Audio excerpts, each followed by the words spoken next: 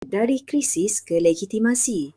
Dalam sejarah sesebuah institusi, ada masa-masanya yang menentukan arah masa depan. Bukan ketika keadaan tenang, tetapi ketika institusi itu sedang diuji. Pada 11 Jun 2026, Negeri Sembilan menyaksikan pemasyuran Ye Un Am Tengku Zain Al-Abidin Ibni Tuanku Mughriz sebagai Tunku Panglima Besar Negeri Sembilan yang baharu. Bagi sesetengah orang, ia mungkin kelihatan seperti satu lagi pertukaran gelaran dalam susunan adat. Namun hakikatnya, pemasyuran ini berlaku ketika Negeri Sembilan sedang melalui antara episod paling mencabar dalam sejarah moden institusi adatnya. Dalam beberapa minggu kebelakangan ini, pelbagai polemik muncul. Pertikaian mengenai tafsiran adat, perlembagaan dan proses telah mencetuskan perdebatan terbuka yang jarang berlaku. Ketika itulah muncul satu persoalan yang lebih besar. Bagaimana sesebuah institusi mengekalkan legitimasi apabila sedang dicabar? Di sinilah pemasyuran Tunku Panglima Besar yang baharu membawa makna yang lebih mendalam. Tunku Zain bukan nama yang asing dalam dunia pendidikan, masyarakat sivil dan reformasi institusi. Selama bertahun-tahun, beliau dikenali melalui penulisan,